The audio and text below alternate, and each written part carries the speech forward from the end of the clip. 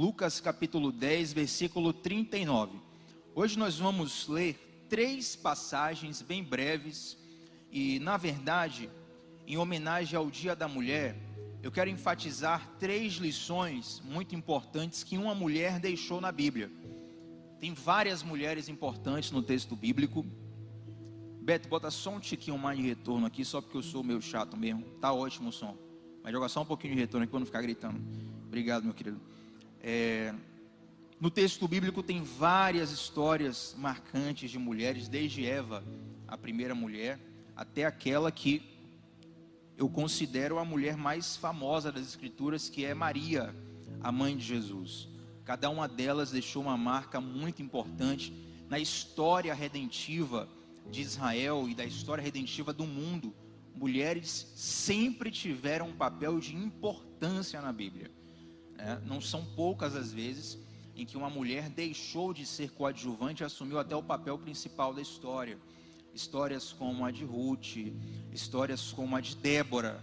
Interessante, né, que os direitos femininos, eles tiveram uma busca, uma luta muito mais intensa nos anos mais recentes. A gente tem que reconhecer isso. Tempo moderno, contemporâneo, os direitos femininos avançaram. Mas lá, milhares de anos atrás, no Antigo Testamento, antes de Cristo, nós já tínhamos, por exemplo, Débora, no cargo máximo da nação de Israel.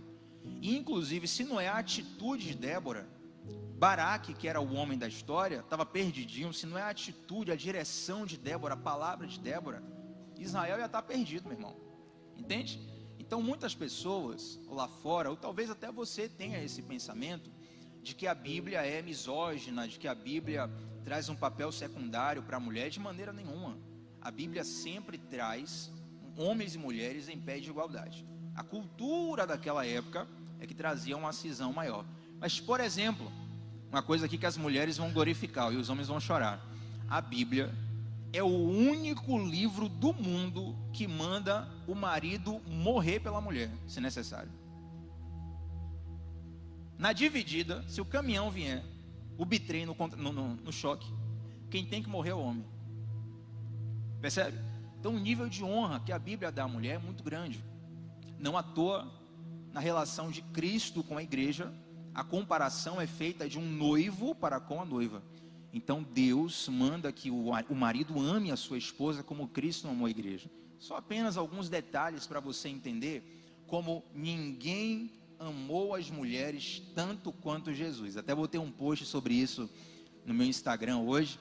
Está lá, @tbatista8, você pode ver, fiz um post comentando essas e outras coisas. E se você é homem também, esse post também é para você. Como assim, Tiago? Claro, porque é com Jesus que você vai aprender a amar sua mulher da melhor forma possível, meu irmão. É com Jesus que você vai aprender a melhor forma de enxergar, amar e honrar todas as mulheres que estão ao seu redor. Então, em homenagem a elas, nós vamos hoje falar de uma das mulheres que muito nos ensina na Bíblia. Vamos falar de Maria Madalena. Maria, irmã de Lázaro. Tem uma polêmica aí, né? Se é a mesma, se não é a mesma. Mas vamos chamar de Maria, irmã de Lázaro. E Maria, irmã de Lázaro, interessante, a gente já começa aqui ensinando que Maria, irmã de Lázaro, ela não tem um livro na Bíblia. Não tem lá Evangelho de Maria, irmã de Lázaro, não tem. Maria, irmã de Lázaro, não tem um sermão marcante, não tem um milagre em nome dela. Ela não é uma figura proeminente nos textos, nos ensinos. Ela não deixou um escrito. Mas Maria se destaca pelas suas atitudes. E isso já nos ensina muito. Por quê? Porque as nossas palavras, elas falam, mas as nossas atitudes, elas gritam. E hoje o mundo não precisa de um novo discurso. O mundo precisa de uma nova atitude. Tem até uma frase que alguns concordam, outros não, mas essa frase é conhecida, que diz assim: pregue, pregue, pregue, se preciso for, fale. Aí tem gente que, a galera é tão polêmica, que faz polêmica até com uma frase simples dessa. Mas o que essa frase quer dizer é que é plenamente possível testemunhar de Jesus mesmo sem falar palavras sobre ele. Você pode falar? Claro, você tem que falar. Eu sou da turma que você tem que falar. Mas as nossas atitudes, elas estão tão alto que elas encobrem as nossas palavras. Se um discurso bonito, gente, transformasse a humanidade, bastávamos nós contratarmos um bom comunicador, colocarmos para pregar aqui, e aí Salvador ia ser transformada. Mas Tiago, por que a palavra de Deus tem poder e eu não vejo transformação acontecendo na sociedade? Porque nós, os cristãos, que declaramos essa palavra, muitas vezes não a vivemos. Deixa eu falar um testemunho interessante, que sempre acontecia comigo na adolescência. Eu já comecei a palavra, tá? Já vou entrar aqui no texto bíblico. Era muito comum, na minha época de escola, pelo menos na minha época ainda, era muito comum o crente ser zombado, entendeu? Ali é o crente, crente otário, crente idiota, crente não faz isso, não faz aquilo, crente não vai para tal lugar, crente... Eu sempre recebi esse rótulo, né? Mas sempre fui fiel a Deus e dava a cara a tapa mesmo. E era interessante, rapaz, que as pessoas que mais vociferavam a zombaria, quando a coisa apertava para o lado delas, eram as primeiras a me procurar. Eu lembro até de uma situação, agora eu não vou citar nome não, porque eu falei nome de gente aqui na pregação passada, tinha gente que conhecia. Cadê Gabriel? Não sei onde Gabriel está aí. Mas teve uma pessoa, por exemplo, que foi colega de escola, né? Que eu lembro até na situação, o cara chegou e falou: Tiago, chega aí, Tiago, cheguei para teu negócio, para te contar um negócio. Calma, meu negócio, que negócio é esse? Não, chega aí, ninguém pode saber, não. Esse até que era coisa errada. Aí o cara me levou lá pro canto, aí ninguém ouviu, aí ele chegou e começou a falar: cara, está acontecendo isso na minha vida, eu queria que você orasse por mim. Um dos que mais zombavam de mim, no caso do evangelho. Então, se alguém está zombando da sua fé, se alguém está zombando da sua convicção em Jesus, pode ter certeza que essa zombaria parte de uma diferença que você mostra para essa pessoa. Se você está caminhando para um lugar, você está caminhando na direção, e Satanás não te incomoda, meu irmão, provavelmente você está indo na mesma direção que ele. Não é verdade? Só se atira a pedra em árvore que dá fruto. Então nós temos que entender que a perseguição, por assim dizer, ela de certa forma é um testemunho a nosso favor. Ela é um testemunho de que a nossa vida está incomodando. Agora sim, claro, tem gente que é chato mesmo, entendeu? Não é porque é crente que está sendo fiel, é porque é chato mesmo. Conheço o crente que é chato, que eu sei falar contra ele, vai dizer: o diabo está se levantando. Eu falo: não, é você que é chato mesmo. Não estou falando desses. Eu estou falando de quando o seu testemunho começa a contrastar com o testemunho do mundo. Essa semana, um famoso, ele comunicou que se converteu, colocou nas redes sociais que se converteu, e apesar dele ser famoso, eu não acompanho muito a vida dele, né? Conheço, sei quem é, mas não acompanho muito as redes sociais, a vida dele. Aí eu mandei para um amigo meu que acompanha. Eu falei: rapaz, fulano disse que se converteu aqui nas redes sociais, você que acompanha, é verdade? Ele fala assim: Tiago, é difícil falar se é verdade ou não, mas de fato, de um tempo para cá, antes de você me mandar essa notícia aqui, eu já tinha notado que tinha alguma coisa diferente nele. Observe, antes da declaração do cara, já tinham pessoas notando a diferença. Então, meu irmão, entenda uma coisa: quem está em você é maior do que o mundo. Quem está em você é mais forte do que o mundo. Só de você ser casa do Espírito Santo de Deus, você já vai fazer diferença onde você está. Então não tem uma grande pregação de Maria, mas as atitudes dela marcam muito. Primeiro texto que eu quero ler com vocês, serão 3 textos hoje, vou ser bem rápido, fique tranquilo. De meia-noite a gente não passa, amém? Lucas capítulo 10, versículo 39. Se eu pudesse dar um título a essa pregação, seria 3 atitudes que Maria, irmã de Lázaro, nos ensina. Lucas 10, 39, diz assim: tinha ela uma irmã chamada Maria, e esta estava assentada aos pés do Senhor, a ouvir-lhes os ensinamentos. Essa história é aquela história onde Jesus vai na casa desses 3 irmãos, Lázaro, Marta e Maria. E durante a saída de Jesus até a casa deles, eles eram irmãos, existe um contraste notado aqui na palavra. Marta, ela está o tempo todo ali na correria, se preocupando se tudo vai bem. E Maria se senta aos pés de Jesus para ouvir. Maria se senta aos pés de Jesus para ouvir. Vamos mais alto? Maria se senta aos pés de Jesus para...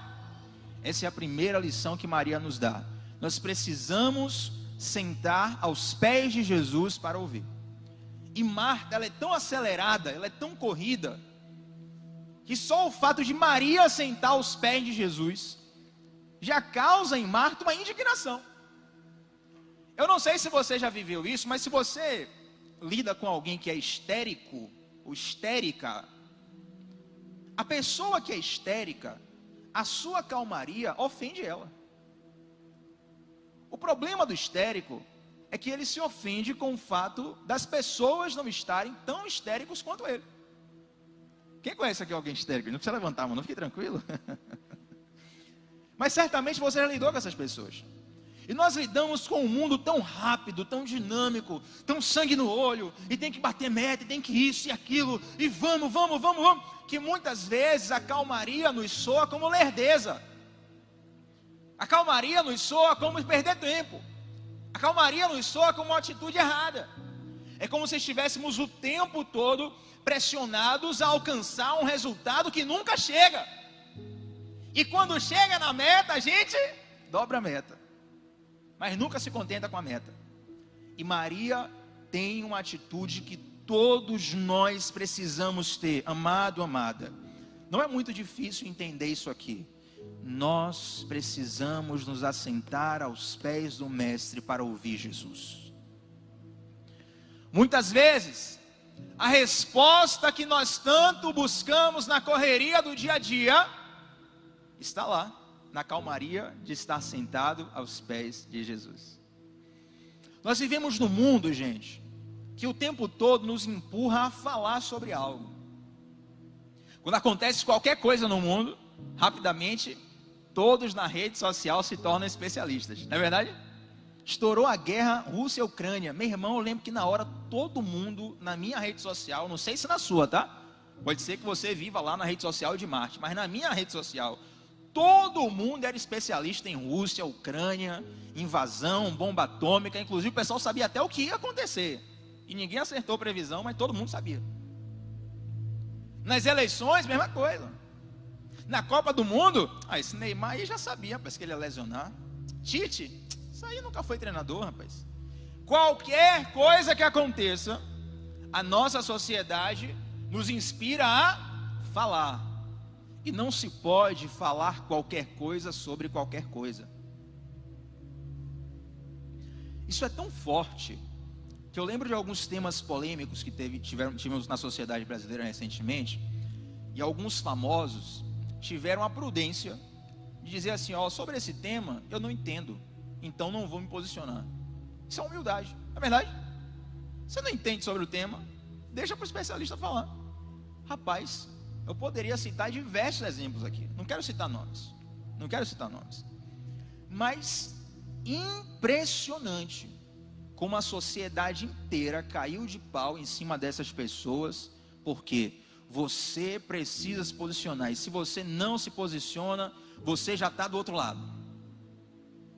E a pressão era tão grande, né? Aí agora, a grande questão agora, os fãs, eles vão na rede social do patrocinador, falam: fulano de tal não se posicionou sobre tal tema, você vai continuar patrocinando, eu não vou comprar mais produto seu.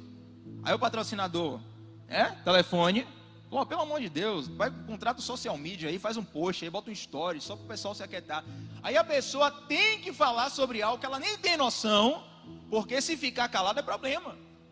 Nós vivemos num mundo que nos incita o tempo todo a falar, mas Jesus está nos orientando a nós pararmos, nos calarmos e ouvirmos a sua voz. É claro que o silêncio não tem a ver com a sabedoria maior necessariamente. Em alguns momentos nós vamos precisar falar. Mas se você se encontrasse com Jesus e tivesse 10 minutos com Jesus, você gastaria mais tempo falando ou ouvindo? Não precisa nem responder, né? Eu faria alguma pergunta em 10 segundos e deixaria 9 minutos e 50 segundos para Jesus falar: fala tudo aí, Jesus, pelo amor de Deus. Até porque a pergunta que eu vou fazer tu já sabe. Entende? Então nós precisamos entender aquilo que o Mestre nos manda. E nessa história aqui, Jesus fala assim, ó, Maria escolheu a melhor parte. Gente, Marta estava tão convicta que ela estava certa, que ela foi reclamar com Jesus. Ela não reclamou direto com Maria, falou, Jesus, não te incomoda que Maria esteja aí tal, enquanto estou aqui lavando prato, preparando suco, ajeitando cadeira, estou aqui tomando conta do ambiente, não te incomodas que Maria esteja aí parada aos seus pés? Aí Jesus fala assim, ó, Maria escolheu a melhor parte. Meu irmão, minha irmã, nós não podemos ser levados por essa correria do mundo que está o tempo todo nos pressionando a falar, quando na verdade nós precisamos ouvir a voz de Deus. Note que grande parte da nossa oração, muitas vezes, é tentando convencer Deus da nossa opinião, quando na verdade deveríamos gastar mais tempo tentando ouvir a opinião de Deus sobre nós. Quem está entendendo aqui? Maria nos ensina que nós precisamos sentar aos pés de Jesus para ouvir. Eu não sei como está a correria do seu dia a dia, mas meu irmão, minha irmã, valorize o silêncio. Eu não sei se é porque eu estou ficando velho, deve ser, mas enfim, eu antes valorizava mais o barulho, mas agora eu tenho valorizado mais o silêncio. Eu tinha aquela coisa de muito botar uma música para poder orar, e hoje agora eu prefiro o silêncio total para poder orar. Comprei até um fone com cancelamento de ruído para poder orar, que negócio. Rapaz, é um negócio incrível, você se concentra assim. Deve ser porque eu estou ficando velho, mas aproveite o conselho do velhinho. Nós precisamos muitas vezes calar as vozes que estão ao nosso redor para ouvir a voz de Deus. Eu lembro de uma pessoa que eu conversei recentemente. Interessante essa história, porque a pessoa queria ouvir a voz de Deus, por assim dizer, numa questão. E eu conheço a história da pessoa, conheço a vida da pessoa. E eu sei que Deus já estava falando com a pessoa. Podia enumerar situações aqui, Deus falou com você aqui, Deus falou com você aqui, Deus falou com você aqui, aqui, a mesma coisa. E a pessoa não ouvia. Por quê? Porque tem muitas vozes no nosso interior que às vezes estão com um volume maior do que a voz de Deus. Então diz assim, Tiago, eu quero que Deus fale comigo. Como ouvir a voz de Deus? Essa é a pergunta que eu mais recebo ultimamente. Como ouvir a voz de Deus? Anota aí, mentoria grátis. Primeira coisa, diminua as outras vozes que estão gritando dentro da sua alma. Eu sou alguém que gosta de ouvir o volume do fone alto, né? Até porque eu estou ficando um pouco surdo aí, o bicho está pegando. Estou ficando velho mesmo, gente. Rapaz, o negócio está terrível, Mateus. Mas no retorno aqui, né, você vai ouvindo e tal. Eu não sei se, às vezes eu canto aqui com um retorno só, eu cantava no direito, irmão. Agora está só no esquerdo, porque no direito eu já não ouço, dá uma confusão. E aí esses dias, como eu falei para vocês, eu comprei um fone com cancelamento de ruído. O primeiro bom que eu comprei com cancelamento de ruído. Aí quando eu botei, estava numa sala sem com ar-condicionado. Quando eu botei o primeiro fone, beleza. Quando eu botei o segundo fone, ele ativou automaticamente o cancelamento de ruído. Eu pensei que o ar tinha queimado. E quando eu botei o segundo fone, estava, né? Eu olhei para o ar assim, eu falei, meu Deus, esse negócio é poderoso mesmo. E nesse fone que cancela ruído, eu não consigo nem passar o volume da metade. Por quê? Porque como ele silencia tudo que está ao redor, eu não preciso aumentar demais para ouvir. Quem está entendendo? Então não é sobre Deus não falar conosco, é sobre nós não ouvirmos a voz de Deus, porque a nossa alma está assoberbada, está com volumes altos de diversas outras vozes que não tem nada a ver com Deus. Jejum é uma forma de silenciar a alma, oração é uma forma de silenciar a alma, retiro, acampamento é uma forma de silenciar a alma. Tudo isso, querido, vai silenciar as vozes no teu coração. Quem já foi em retiro aqui? Retiro. Quem já foi em retiro? Legal, muita gente. Quem já teve experiência forte com Deus em retiro?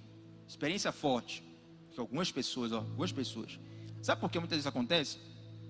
Porque você vem para o culto de quarta-feira, você trabalhou o dia todo, você chegou aqui, você brigou com sua mulher antes, seu filho quebrou coisa em casa, é loucura, boleto vai vencer, meu irmão, o Bahia está jogando lá, nem sei se o Bahia está ganhando, está perdendo, o Vitória nem precisa jogar para saber, o Vitória está na pior, é aquele caos total. Você vai para o retiro, aí você já acorda de boa, aí tem um culto da manhã, aí tem às vezes um culto à tarde, aí tem um culto à noite, tem 3 cultos no dia, você não está acostumado. Aí além de ter essa imersão, você está com menos trabalho, ou zero trabalho, Você está ali num ambiente de relaxamento, tem um hobby, tem uma piscina, tem um campo, tem uma areia para jogar futebol, alguma coisa assim.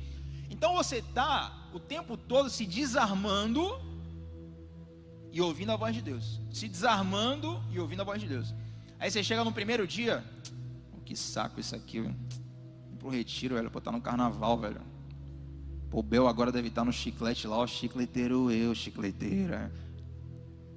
Aí daqui a pouco, meu irmão, Deus, através de uma canção, de uma palavra, fala algo no teu coração que você começa a chorar, começa a ter experiência com Deus, é batizado no Espírito Santo, e você não sabe por quê, tão somente porque você está num ambiente onde você se retirou, para silenciar as vozes. Isso aqui é muito sério.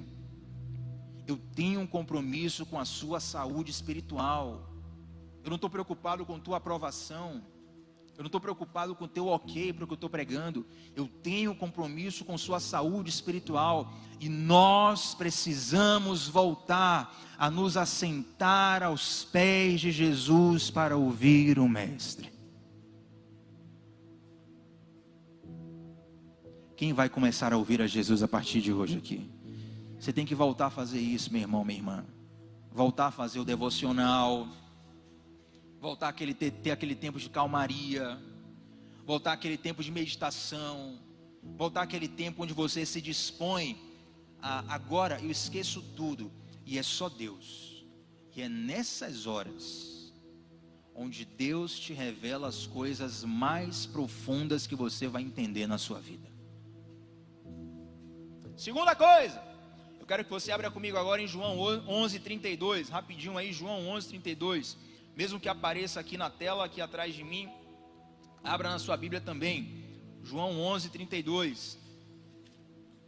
Hoje eu quase prego em João 5, viu? Quem está no grupo dos jovens aí no WhatsApp, pegou aí essa referência. João 11:32. E eu estou abrindo aqui em João 5 mesmo, olha que luta. Todo mundo achou aí? Amém? João 11:32, olha o que está escrito. Quando Maria chegou ao lugar onde Jesus estava, ao vê-lo, lançou-lhe aos pés, dizendo: Senhor, se estiveras aqui, meu irmão não teria morrido. 33, e Jesus, vendo-a chorar, e bem assim os judeus que a acompanhavam, agitou-se no espírito e comoveu-se. Segunda coisa, Maria nos ensina que é importante estar aos pés de Jesus para chorar. Vou fazer uma pergunta para você. Qual foi a última vez que você chorou na presença de Deus? Eu chorei aqui na hora do louvor, viu? Já estou perguntar agora no maior peito aberto, né? Mas qual foi a última vez, meu irmão, que você chorou na presença de Deus? Já, quem chora é mais espiritual? Não, não é isso. Tem gente que chora por tudo. Vitória perdeu, tinha amigo meu que estava chorando. Falou, nunca mais vou torcer para esse time. Falou, velho, você já tinha desencanado disso há muito tempo. Já tem gente que, né, o pau está quebrando e a pessoa não chora porque cada um. Mas chorar, meu irmão, minha irmã, diz respeito a você se derramar diante de Deus. Tem uma frase do John Bunyan que diz assim: Deus prefere um coração sem palavras do que palavras sem coração. Vamos repetir isso aqui? Deus prefere um coração sem palavras. Não, vocês estão dormindo, pelo amor de Deus, vamos acordar aí. Deus prefere um coração sem palavras. Agora para acordar, jardim armação inteira. Dá até um tempo para você respirar. Respira. Você vai gritar agora aqui, adorador e adoradora. Deus prefere um coração sem palavras. Você tem que entender isso aqui. Isso aqui é a diferença de você adorar a Deus em espírito e em verdade e você adorar no automático. É você entender o que você está falando para Deus.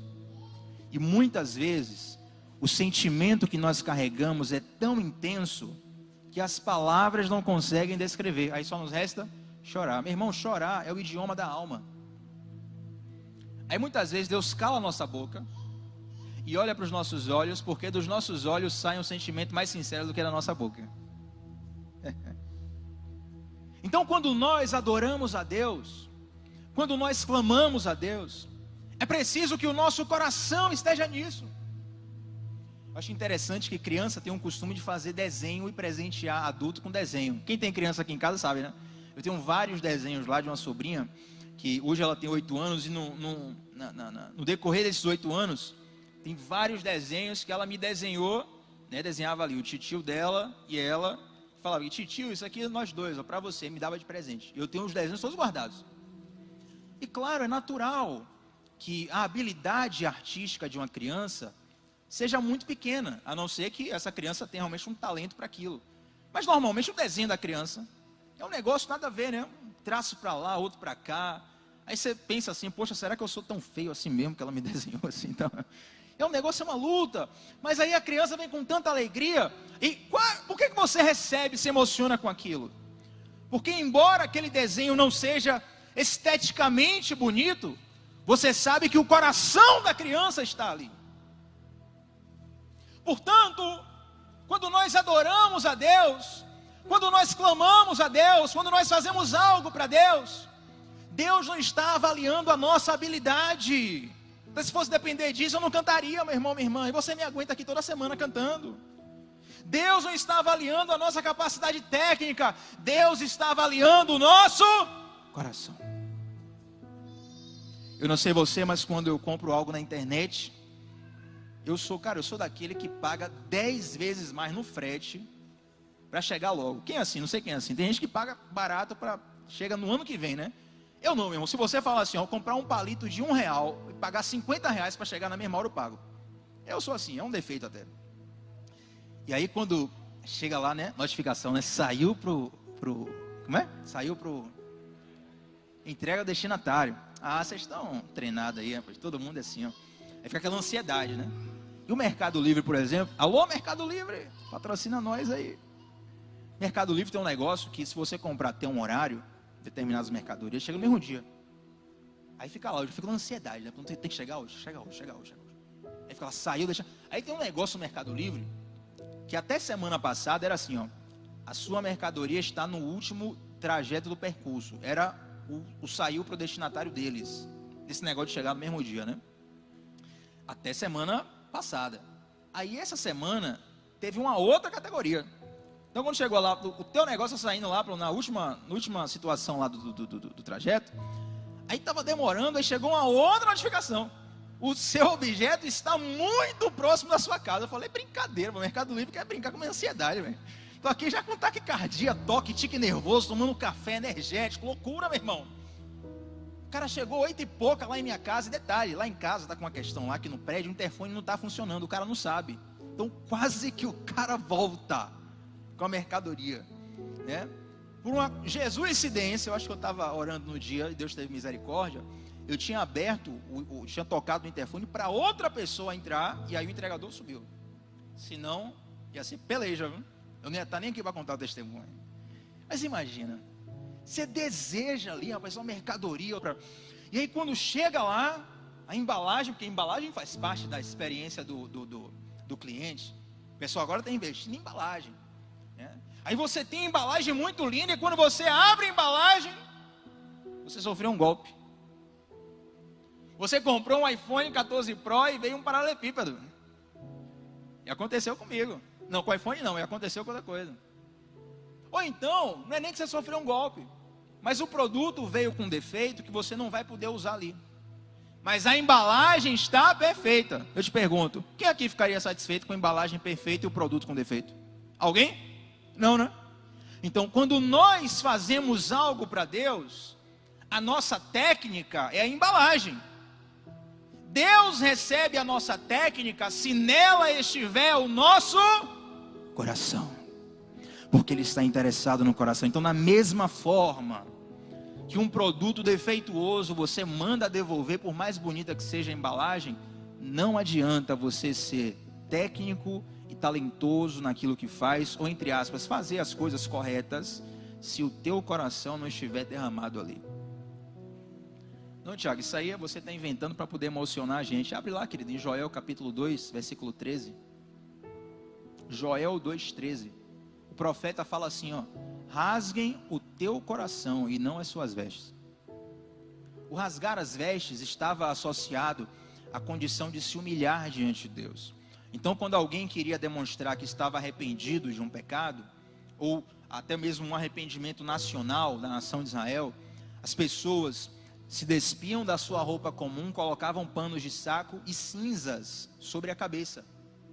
Esse era o ritual de arrependimento, quebrantamento e tal.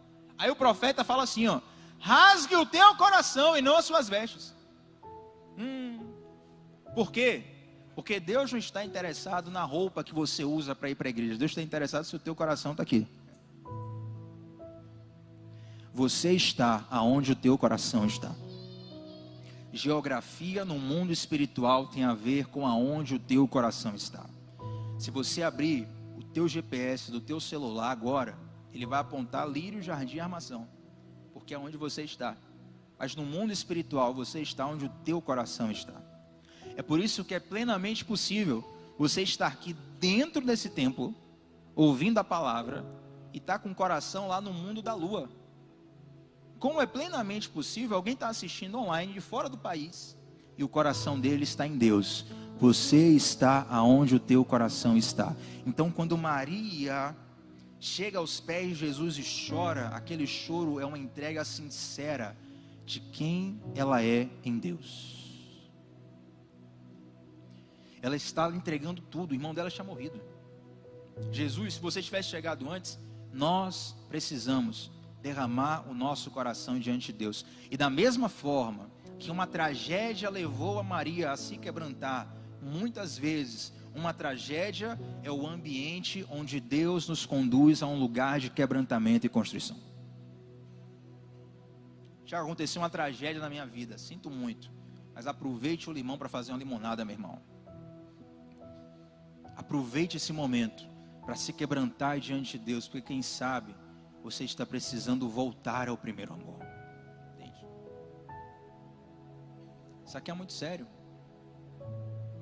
Nós temos perdido, como povo de Deus, me refiro, como povo de Deus, nós brasileiros, temos perdido muito da sensibilidade ao Espírito Santo de Deus.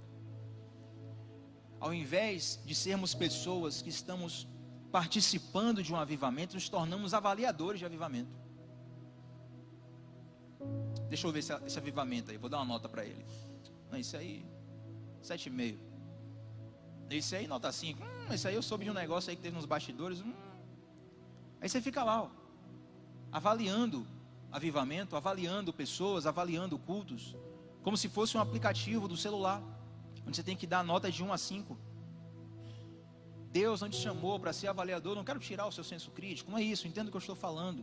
Eu estou dizendo que muitas vezes o tempo vai passando e ao invés de nós sermos pessoas que experimentamos a glória de Deus, nós ficamos apenas palpitando naquilo que Deus está fazendo. E eu quero te dizer uma coisa: Deus não te chamou para ser alguém que está palpitando no que Ele está fazendo. Deus te chamou para ser alguém para participar do que Ele está fazendo. Nicodemos vem para Jesus, grande mestre da lei, encontra Jesus no meio da noite, escondido, porque ele fazia parte de uma elite religiosa que queria aprender Jesus. Aí chega para Jesus e fala assim, ó: Jesus, eu sei que você é o Filho de Deus, porque só sendo filho de Deus para fazer aquilo que você faz. Aí Jesus fala para Nicodemos: para você participar, para você entrar no reino de Deus, você tem que nascer de novo. Por que Jesus fala isso? Porque Jesus quer tirar Nicodemos do campo de avaliador. Quem está entendendo aqui? Nicodemos era um avaliador. Eu sei que você é o mestre, porque só sendo mestre para fazer o que você faz, você está curando, você está libertando, você está salvando, você tem que ser o mestre. Aí Jesus fala: beleza, você já entendeu? Show de bola, viu? Obrigado. Seu like, seu save, seu compartilhamento, maravilha. Mas Nicodemos, eu não estou aqui para ter tua avaliação, eu estou aqui para te chamar para o que eu estou fazendo. Vem participar. Nós precisamos voltar a chorar aos pés do Senhor.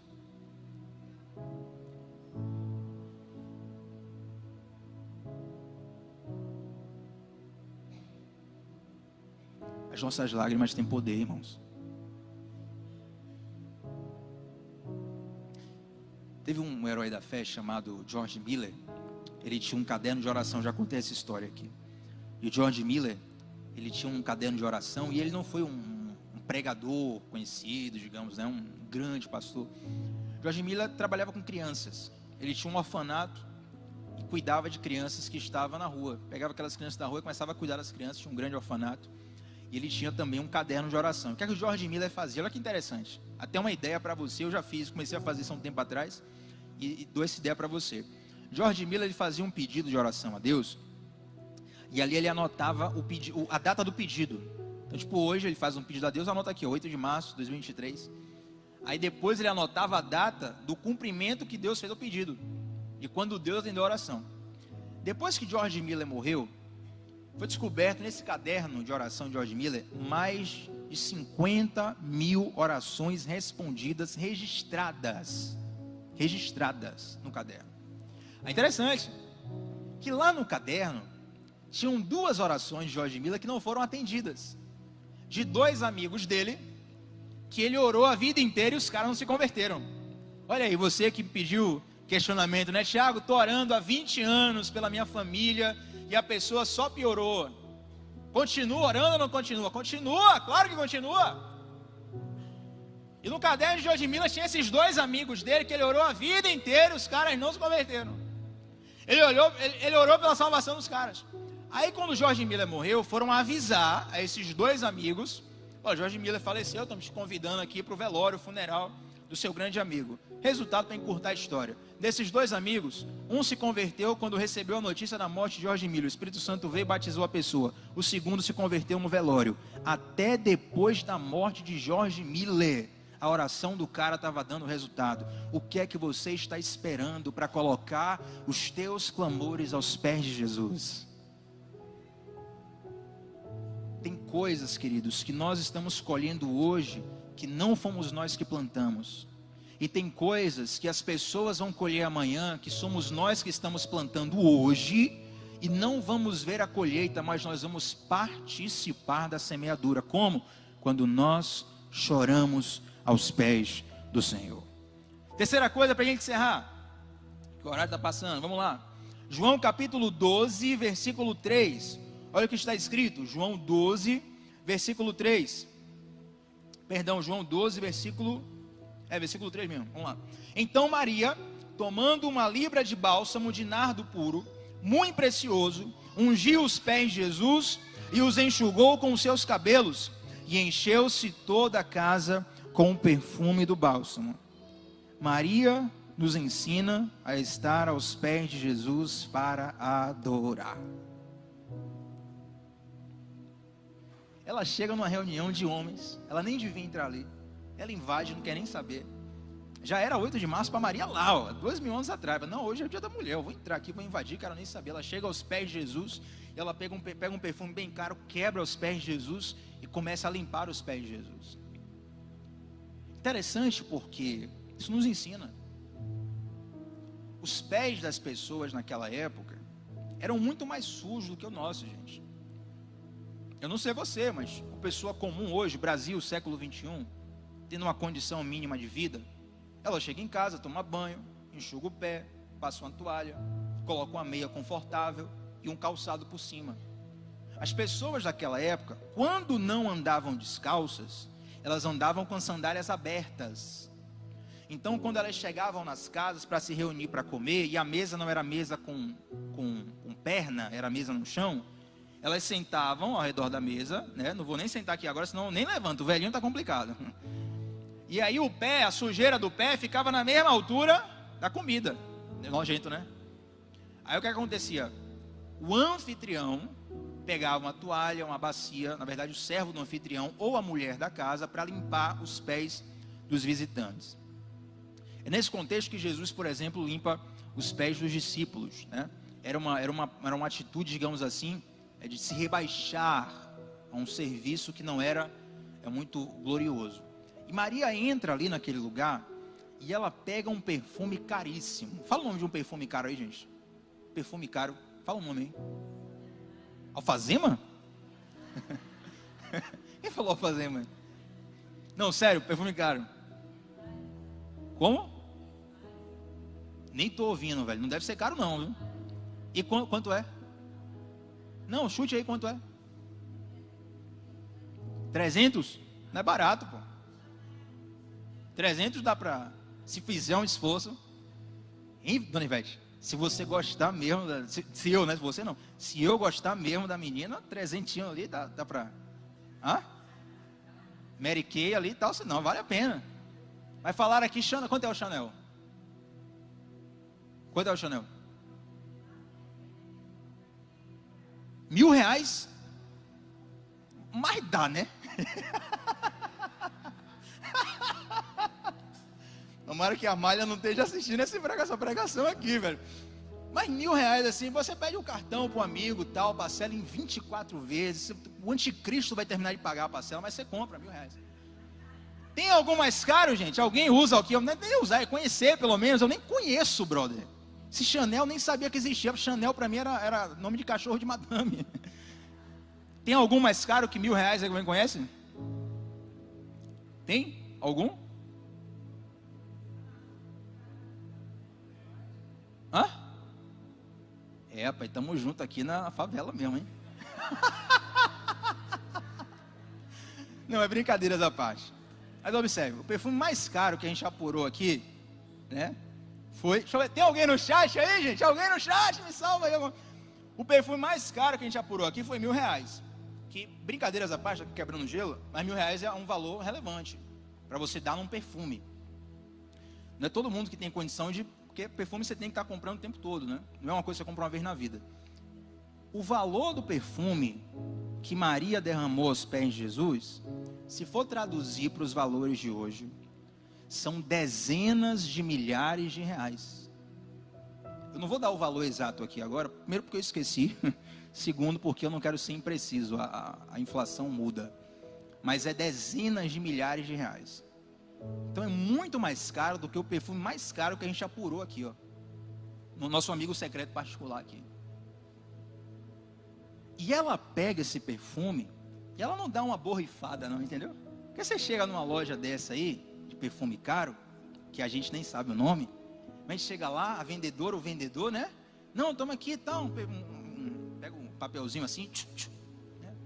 Come um miolozinho de pão aqui, porque diz que não sei o que tira o aroma para você ver outro cheiro, e pá. Você leva ali uma amostra pequena. Meu irmão, Maria quebrou o perfume nos pés de Jesus. Quando você quebra o jarro, não tem como recuperar. Imagina aí, meu irmão, você comprar um Chanel R$1.000 e de repente espedaçar assim no chão da casa. Ei, Jesus, não tem como recuperar mais. Isso fala de uma entrega completa a Deus. Não foi um acidente o que Maria fez. Ela quebra porque aquele perfume que ela nem tinha condições no seu dia a dia, ela juntou uma grande quantia para ter um perfume daquele. Aquele perfume, quando ela chega aos pés de Jesus, queridos, o que nós encontramos aos pés de Jesus é muito mais valioso do que qualquer coisa que essa vida pode dar. Tem gente que chega aos pés de Jesus, dá uma borrifada aqui, Jesus já vai estar feliz, minha bênção vai chegar e vamos embora. Mas tem momentos em que nós precisamos fazer como Maria, quebrar totalmente o nosso vaso aos pés de Jesus. Deus está chamando a sua igreja a quebrar o vaso aos pés dele. E é interessante que no versículo 4, olha o que acontece. Mas Judas Iscariotes, um dos seus discípulos, que estava para traí-lo, disse: por que não se vendeu esse perfume por 300 denários e não se deu aos pobres? Observe. Judas bota o olho no perfume e fala assim, ó, isso aí, rapaz, isso aí é exagero. Era muito melhor vender o perfume e dar aos pobres. Parece uma virtude, né? Aí o texto vai dizer que Judas, na verdade, ele falava isso porque ele cuidava do dinheiro dos discípulos. Então ele queria que a mulher vendesse o perfume para que o dinheiro viesse para ele, ó, surrupiar. Quem está entendendo? Deixa eu dizer uma coisa. Quando você derramar o seu perfume aos pés de Jesus, quando você tiver uma entrega profunda diante de Deus, pessoas que observam a tua entrega vão te julgar e vão te dizer, é uma entrega desnecessária. para que tudo isso para Jesus? Não tem necessidade. Fulano virou radical. Sabe por que elas falam isso? Porque elas não sabem o nível da tua experiência com Deus. Esse perfume é caro para você, mas para a pessoa que está entregando ali, nós precisamos, queridos, voltar a derramar todo o nosso ser diante de Deus. Quero chamar o Ministério de Louvor aqui à frente. 3 lições de uma mulher que não tem um livro na Bíblia, não tem um grande sermão, um grande discurso, mas que nos abençoam. Maria nos ensina a sentar aos pés de Jesus para ouvir, nos ensina a chegar aos pés de Jesus para chorar, e nos ensina a se derramar aos pés de Jesus para adorar. Fique de pé nesse seu lugar. Louvado seja o nome do Senhor.